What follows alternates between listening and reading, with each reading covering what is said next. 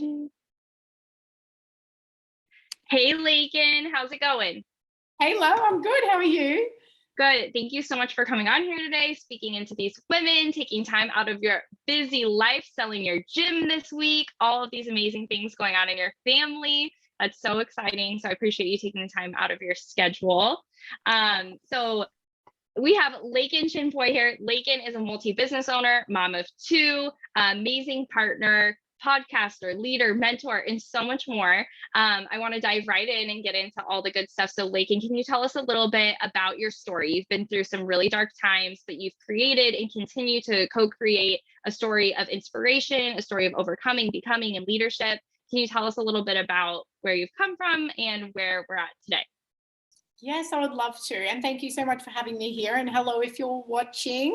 So I am about to turn 33 in a couple of months. And my story goes back quite a long way. So I actually am originally from New Zealand. I actually live in Australia now. And I know you're on the other side of the world, which is so exciting.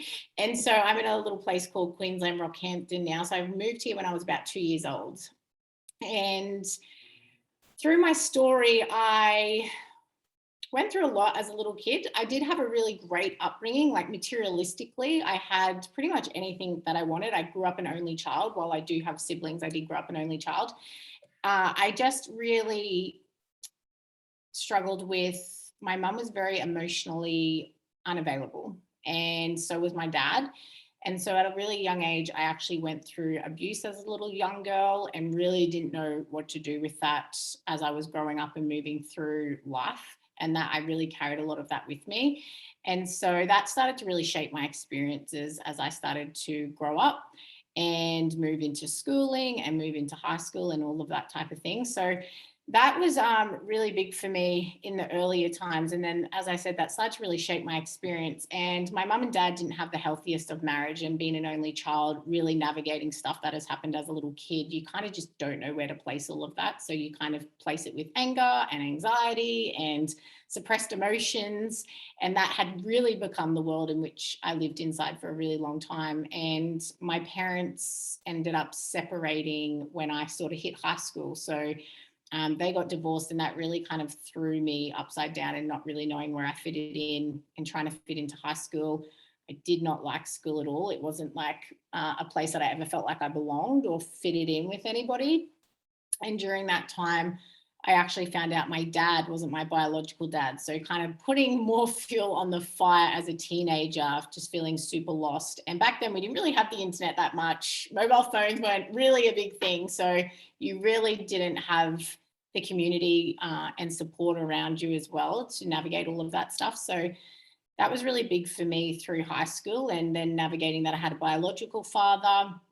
And through all of that, my dad actually got his leg amputated as well. So there was just like lots of moving components when I was growing up that my parents just didn't have the skill sets to help me with.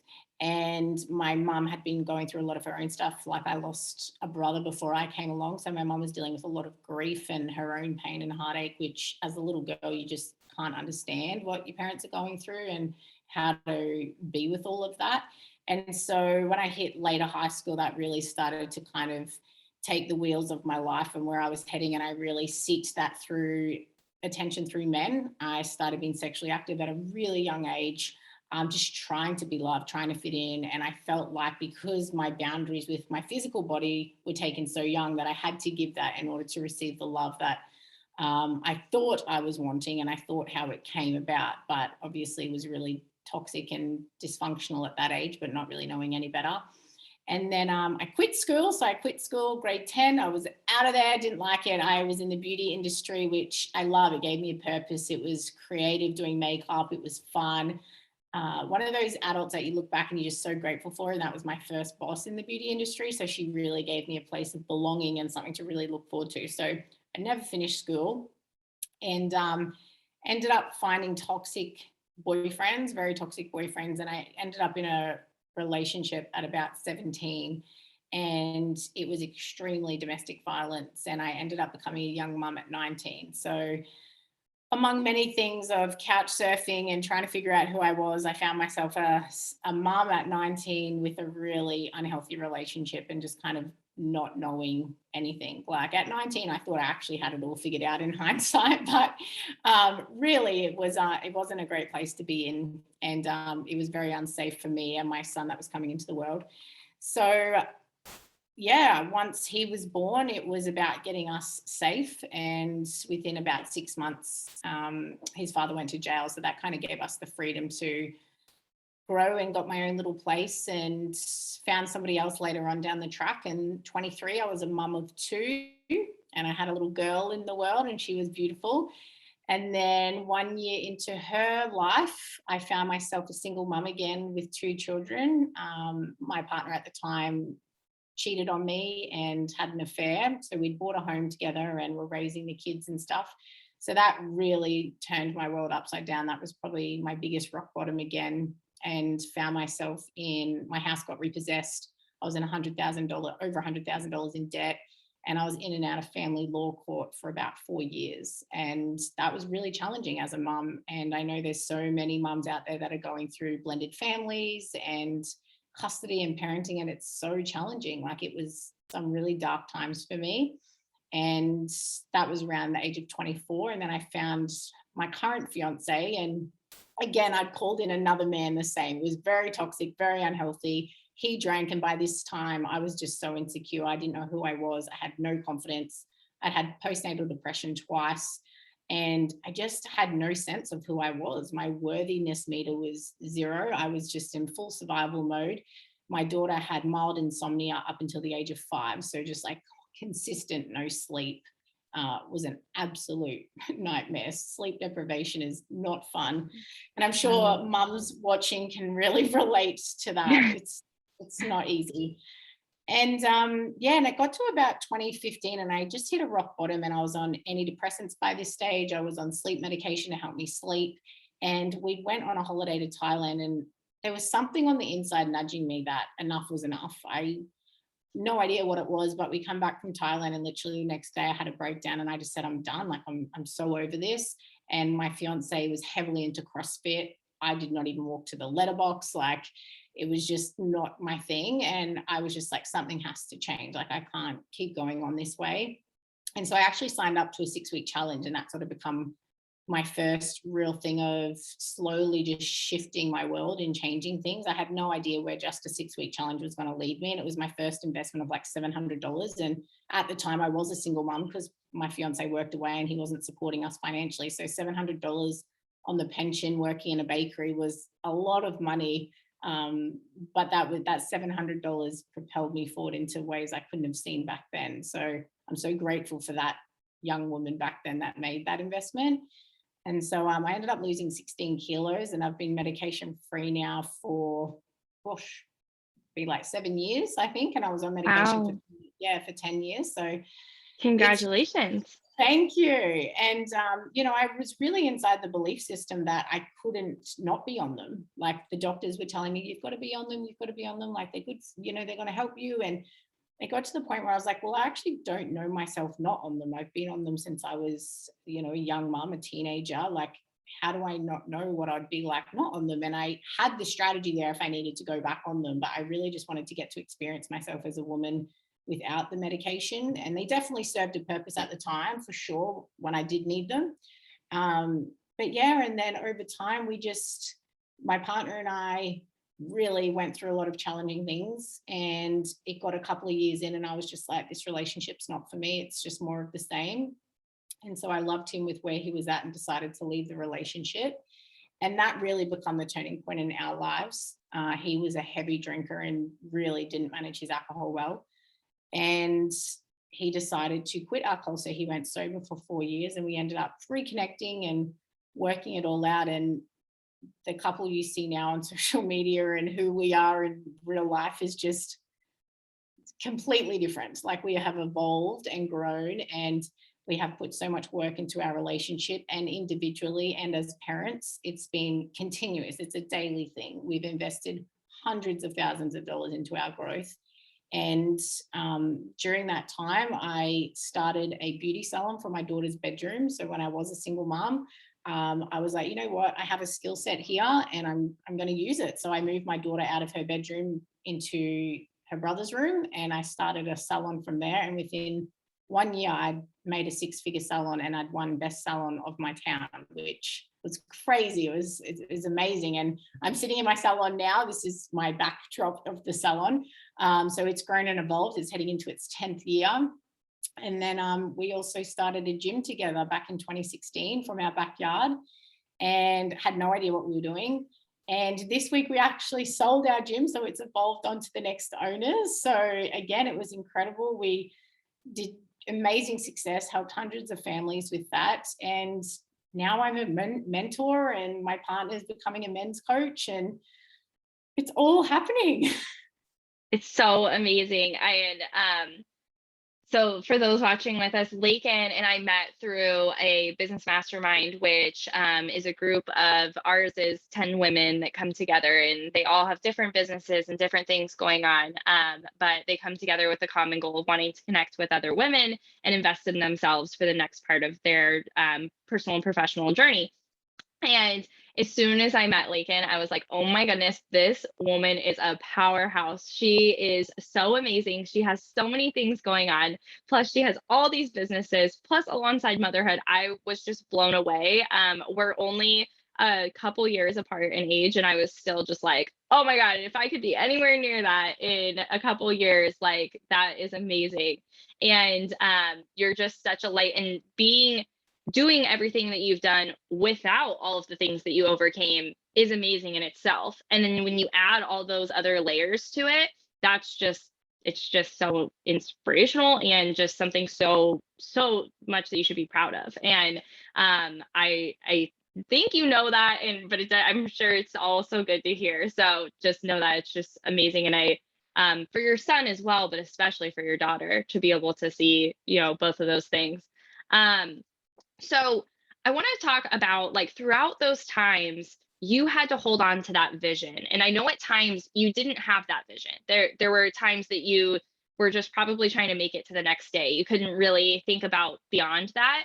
But once you could have that kind of feeling you talked about, you had that feeling, whether it was in Thailand or maybe a little bit before, that you just knew there was something else, something had to change. How were you able to hold on to that for yourself and for your family when they maybe couldn't join you in that vision? They couldn't see it, they couldn't feel it, whether maybe because they were little kids and those were the only people and you couldn't explain that to them, or because the other people in your life, like your fiance, had some other things that they had to work through, and so they had their own journey they were working on or needed to, and you had to hold that vision. How were you able to do that, knowing that some days were probably harder than others? Love that question. And firstly, I just really want to thank you for the acknowledgement. That was really beautiful. Yeah, such a great question. I feel like it's only even more so now with where I'm at in life that I've got a deeper sense of that. But if I was to go backwards, I think really, and as I'm going to speak for most of us mums, we stand for something bigger once we have children, whether we choose to or not, right? Where we've got these little people, our heart is always outside of us. And I guess that was always at the core, as well as when I started to see that I would rather stay in bed for the day than get up and go about my day, or I was just finding easy meals to prep for the kids because I didn't want to cook dinner and all of those types of things. So for me, what's been the driving force, and I don't love the word motivation, but the things that have really motivated me and kept me disciplined is having a bigger context to stand for, which has been my children to begin with. And now it's the women in my world and the women I get to work with. And just being able to see individuals and families and communities thriving has me be able to keep going in the moments that I want to give up. And there's still days where I'm like, no, it's a Netflix day, I'm giving up today. But overall, it's been the thing that when the fear kicks in, when the blocks come up, when the scarcity happens, it's like, I've got to keep going. And for 16 years, I've had women lay on the bed before me, and I've heard so many stories. And there's so many women that even 5 years later, they're still coming into my salon wishing that they'd gone and taken that job opportunity, or they'd gone and started that business, or they want to buy a motorhome and go travel, and they're still not doing it. And then owning a gym, the amount of women that put their worth on the scales, or their confidence on, how much weight they lose or what they're eating. I wanted to stand for them women. I was like, there's something missing here. And I didn't even know what a leader was. You know, even still now, I'm like getting used to calling myself a leader and being the one that's been willing to go first and hold that vision, that I realize now with the women in my world and the women that connect with me on my Instagram and Facebook, it's like, wow, I've held that vision for these women that are now coming through. And I didn't see it back then, right? Because we can't always see what's coming and unfolding. I never would have pictured myself sitting on this call with you, being in the mastermind we're in together. Like, it's incredible. And I think back then in survival mode, what got me through was sometimes moment to moment, like literally sometimes moment to moment. There were days where it was just like it had to be one foot in front of the other, and that was all my focus could be. And then one thing I really talk about with a lot of the women in my world is the chair throw. So sometimes now it's like, okay, well, if I was to throw an invisible chair and focus on where it lands, what is it between where I am now and that chair throw that I can focus on to get me to that point? Because sometimes that's all we've got, and sometimes that's all we need. And we go so far out that it's just too much that it freezes us and we do nothing. And so now I'm just like, okay, the one next chair throw. Like, so much is going on in our world right now. If I was to zoom out, I just get so overwhelmed, and like, I'm just like, couch, Netflix, the projector needs to time out. Whereas when I just focus on that chair throw, it really helps me see, okay, this is all I need to be doing right now. And then the vision unfolds from there. Like, it opens up new doors that you cannot see from sitting where you are right now. And that's something I've really realized with each step. Like, you've just got to keep going, because what becomes available, oh, it's just magic. As you know, it's just magic. Yeah. You've got to keep going in the moments that it's the scariest. And I think really being a woman that gives power to her own word, that's been a big one for me. You know, following through with what I said I'm going to do, even when I don't want to do it, has been massive in my life, is really owning my word as well. I love that so much. Being able to, just take that one step and give yourself grace on the days that you want to watch Netflix, but also just being able to push forward. The part that you're saying where it unfolds like as you go, I was just talking to my husband about that.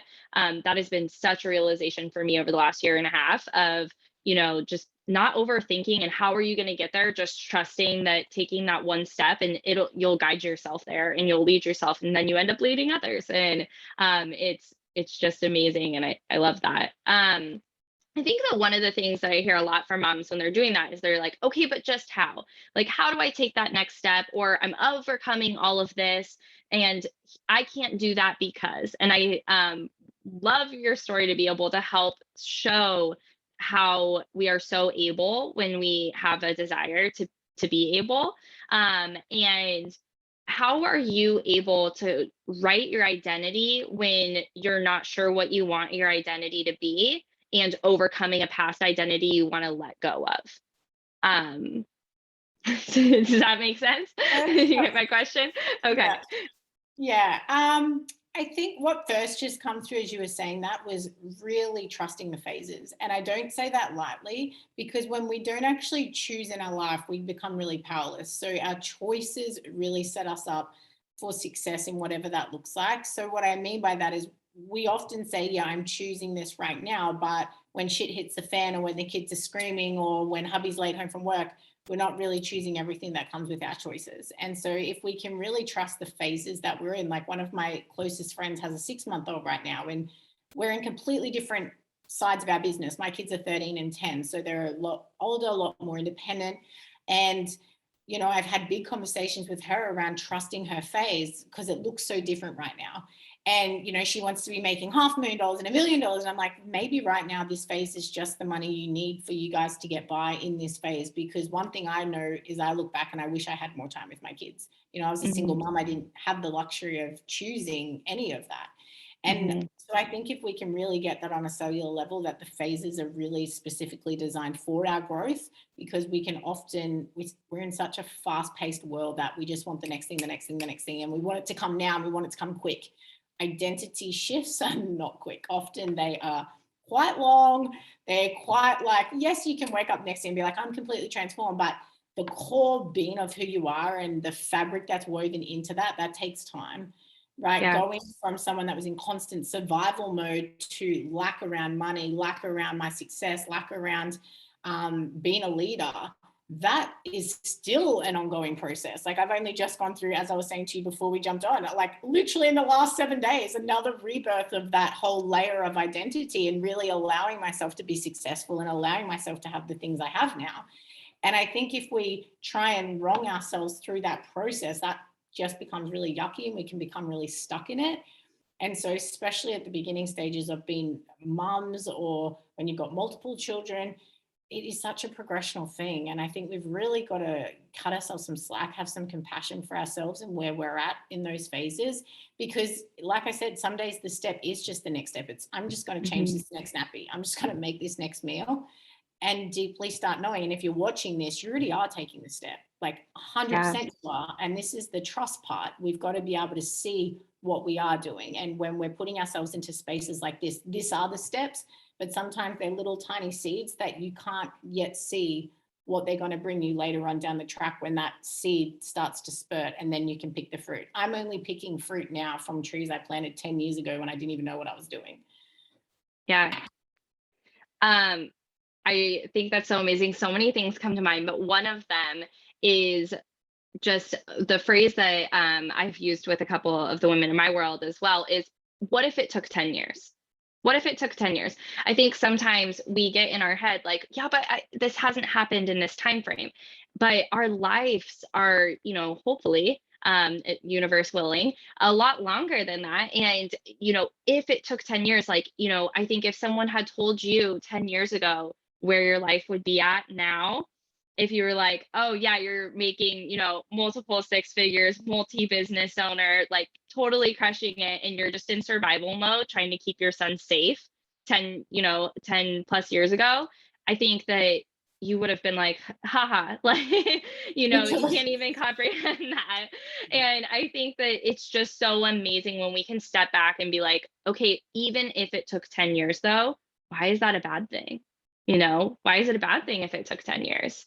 And in that vision, like we were talking about before, that vision of where you'll be 10 years from now, you might have an idea, but it'll change so much and it'll be even more beautiful than you could ever even imagine right now. And I think that that is just so powerful. And that's one of the things I think we as moms, we're leaders for ourselves and we're leaders for our children. And they look to us to be able to do that. And we don't always know where we're leading to, but it's our job to just continue to lead and to be strong. And I think that that can be difficult at times, right? It can be hard to be able to do that when you don't feel like you have that support and you have that kind of community. But how do you kind of sit with yourself and hold that power for yourself alongside all these people in your world that you have to, like your kids? We have to hold space for our kids. That's what our jobs are as moms. How do you, what are some of the practices that you take kind of on a daily basis to be able to have that energy to be able to do that? Yeah, I love this question. As a mom of a 13 and a 10-year-old, that's changing so much, right? Like the baby years is something, the toddler years are something, and then teenage years are just something else. And what's really been a big shift in my world and something that I was teaching for so long and still teach is really women knowing their needs, which comes around our boundaries. So like, what are my needs? What are my desires? What are my preferences? What are my non-negotiables in my world? And putting myself first. And that can sound really foreign, especially when we're a mom, if it's not something we're used to. And it's probably only been something that's been in my life maybe 5 years, is really putting myself first in a new way. And for me, it has to be me, then it has to be the relationship, then the children, then the businesses. And I think we can get it so back to front sometimes where it's children and businesses and then friends and then mother-in-laws and the relationship, and then yourself comes last. And we wonder why we're depleted. We wonder why we're so reactive. We wonder why we don't have enough time. And I think it really is that we just don't fill up what it is we're needing. And so when I really started to prioritize that I was like, oh, yes, I'm a mom. Yes, I'm a partner. Yes, I have businesses, but I'm also LAKEN. And what do I need every day? What's non-negotiables in my life? What do I desire to have in my world? And it might have, started as just taking myself for a coffee. Like that was so foreign, just to be like, you've got the kids, I'm going for a coffee. Like, I'll be back later. and allowing myself the permission to do that, letting go of the mum guilt to do that. So for me, it started really small in just little things of just speaking my truth and honoring my voice around what it is I was needing and requesting help from people in my world. And then slowly they've become bigger things. Now I have queen experiences where I take myself away to a hotel for days on end and allow myself to do whatever I want. And then my partner goes away for his time alone and he does whatever he wants. And we've carved that out more and more. And now my calendar literally gets set up each year with what am I doing for the year first? And Yeah. then everything else gets mapped around that. Yeah. And so every morning it's like I go to the gym and exercise. Like it's changing all the time. Now the gym's gone. Like this morning was really just luxuriously journaling and having cacao. And then me and my partner went for a walk. Like 6 years we haven't been able to have that because we're at the gym by 4 a.m. So Yeah. we're in another new phase now. And so I think if you can really get clear on, okay, what are my needs? Write them all down. What are my desires? What are my non-negotiables that I'm not willing to tolerate? And also what are my deal breakers? Because mine and my fiance's deal breakers are literally written, they're printed out and they're both signed, because then it makes no room for unsaid communication and they're very clear. And I think a lot of mums and relationships don't have that. And so then we're just constantly walking around like, who am I? I love that. Those are some great, great takeaways. The boundaries and the non-negotiables was huge for me. Some of the other things you said I still need to do and I need to work on, but the non-negotiables and the boundaries definitely changed my life, and being able to do that. One of the other things that I communicated really well to the other people in my life, that I started realizing that I was giving a lot of energy to other people and I didn't want to get rid of those people. That was hard for me, as I was like, people were like, well, cut those people out of your life. I was like, no, I love them. I want them here, but I give them an allocated amount of energy, right? And being able to say, okay, I still need to have dinner with the in-laws every now and then. I love them and I want to do that, but it's got to be on my terms, and it's got to be in a way that fits into the life that I desire and the life that I create. And I think sometimes we as moms forget that it doesn't have to be black or white. We can make it our version, and being in what the other mom does might not work for you, and that's okay. Being able to, like you said, figure out what season of life you're in, be able to take that and become what it is that you desire in that moment. So I love that you're doing that and always prioritizing yourself. That's amazing. So we've talked about holding the vision, holding the energy for people. We've talked about your story and being able to come and love that. And so I think that one of the things, if we could get a little more specific on that part of it, are there things, maybe are there specific things you did to kind of like speak that love into yourself of your past self, and be able to kind of take that page of your storybook and not rip it out, but still love it and be like this part of my life is what it is, and I love that version of Laken, but it doesn't mean I have to stay there. It doesn't mean that I can't evolve as a different version of Laken, but I still love her, and I need to make her proud. Are there specific things that you did that you could recommend to take those first steps if people are kind of still living there? Yeah, I love that question. It's a big question. And I know it's a big question. And then maybe and I think it is different for everyone, right? Like there probably isn't a blanket statement, but if you, like the thing that come to mind, a lot of people talk about affirmations. Maybe that's something that worked for you, or maybe it was there anything, or was it just a big part of this process over, little steps every day?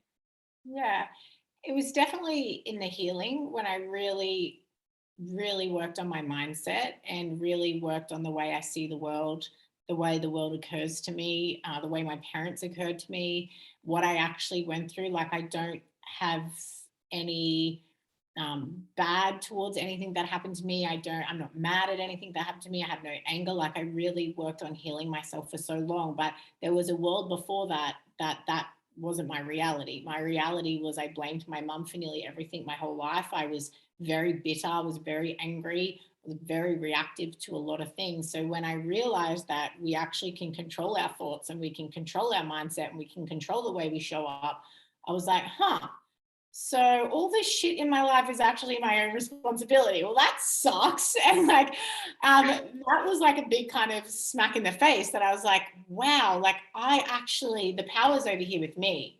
The power's always over here with me. And I always get to be in the front seat of my life. Yet I was in the back seat being moany, being whingy, blaming everybody else in my life for the results I did or didn't have. And so when I really started to work on my mindset and my thoughts, and I left the idea, like I put myself into a box of I am depression, I am anxiety, and that shaped my whole life because I was just like, well, that's just me, that's just who I am. I'm just going to die that way.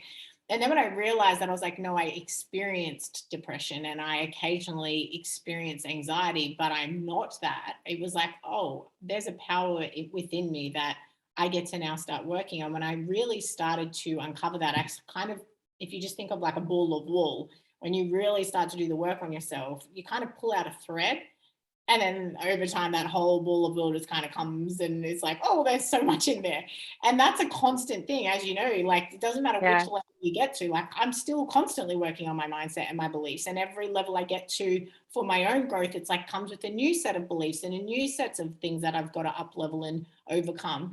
And but the starting point of that was actually being the person that was willing to become responsible for that. And then like one of my core values is growth and being so committed to my growth. And I live inside the world that everything is my responsibility. Everything that shows up is I get to really choose powerfully on if I'm in the front seat of that conversation or in the back seat and how I want to feel and how I want to experience it. So there's nothing that is in my life that's not my responsibility to either fix, change, or be with.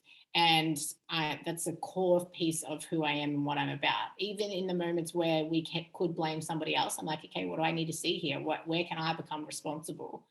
And that shifted my life. It started, and that's why I have the podcast, which you were talking about before, because as a single mom, I didn't have the money to get into programs. Like yes, I charge high ticket things now, but I once started from the pension. Like I know what that's like. And so I created the podcast for anyone to be able to come in and access things for free because we've got to start somewhere. And so YouTube, podcast, get yourself into spaces if you can't, like spaces like this, watch them all. Don't just, buy into something and then just leave it sit there and just be a passive kind of watcher. Like get into it and take something from even this conversation and have that be the thing that you start focusing on for the next month or 2 months.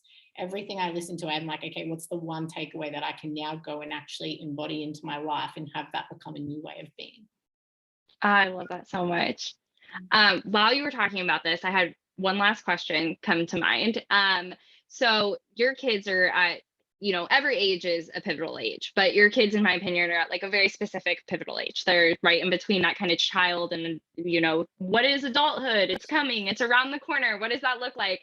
And so being able to have overcome these things and be a woman in her power as you are right now, are there any things that you try to embody as a mother and teach your kids specifically? Like, do you have any practices that you sit down and that you feel like have worked really well in this season of life to kind of communicate that with them to help them be in their power at such a younger age? Is there anything that you feel like has been a great kind of system, a way to do that?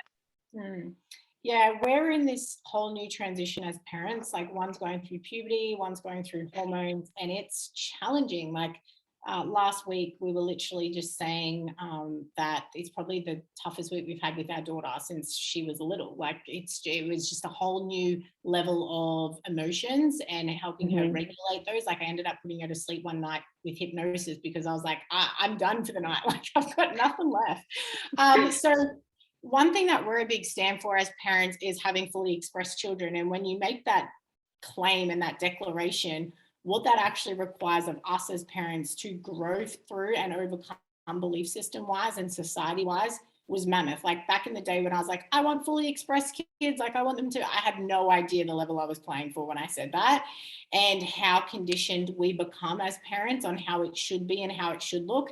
Like we're currently homeschooling our son just in the last 2 weeks because things have changed so much. And I'm like, well, why are we sending him to school? He generally feels unhappy about it. It's not lighting him up. It's not just the school. Like, we've got the other one who doesn't want to miss a day of school. Like, she's obsessed with school.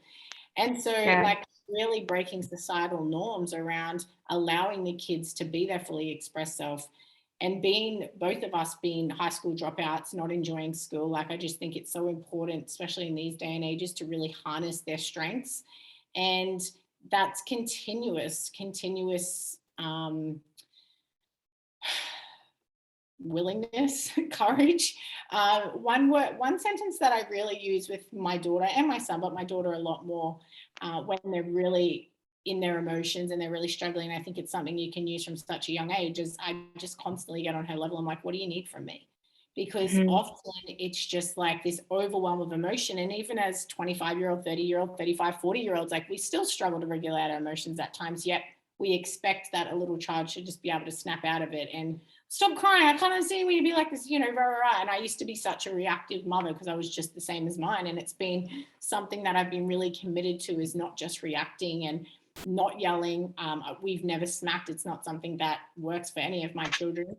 Yeah. So it's had to be a constant reevaluation. And I know I can speak on behalf of Dan. He's going through massive growth, having a 13-year-old looking up for him. And he grew up with a very religious background. You respect your parents, you don't get to say anything. Um, and so what he's having to overcome belief system wise to allow Mason to be the teenager that he's here to be has really required something. And they've just went away for a father-son retreat for the last 3 days. And having that sort of thing as a kid would have potentially changed the whole trajectory of a lot of our futures. So the fact that Yeah. he's willing to harness that within him, and Mason's come back like owning his young manhood in a whole different way.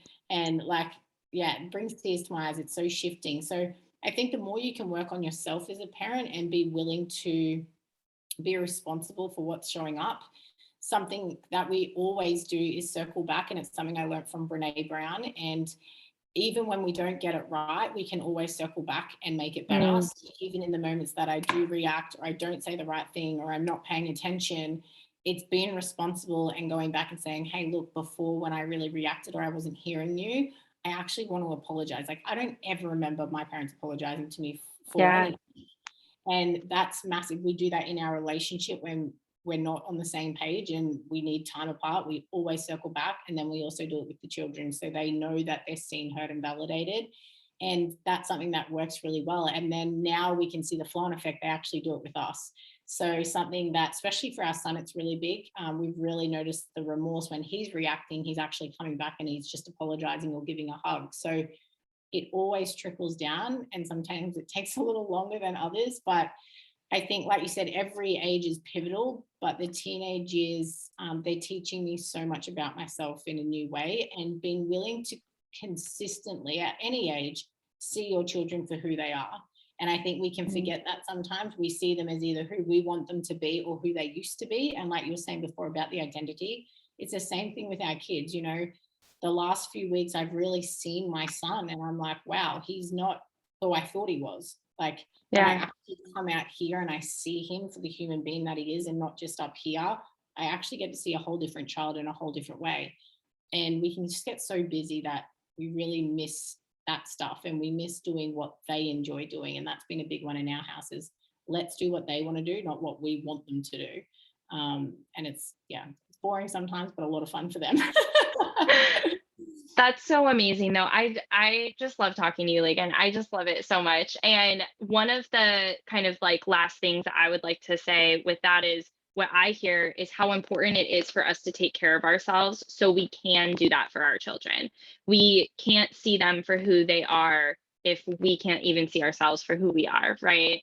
And so being able to really give ourselves what we need, like you said with your hierarchy, you're above your kids, because if you're not, then how are you supposed to trickle down to them and support them? So I just think that's so amazing. I know your programs are always changing. So, depending on when people catch this replay, you might have a different program going on. But talk a little bit about what you do for the women in your world. And I'll put links below on how people can actually connect with you and see what you have going on at that time. But talk a little bit about how people could grow and learn alongside you, and really what your business, I know you have multiple businesses, but the business platform where people come and work with you. Yeah, I love this, and I'm in such a change at the moment, so it's so exciting. So I have always had the program Queendom, which was a 6-month program that women came into. That doesn't feel like that will be happening next year. So right now it's 2021. Next year, I'm really moving into a lot of masterminds. So I'm a mentor for women. I really help shorten the learning curve to grow results in life, relationships, and business. That's really important to me.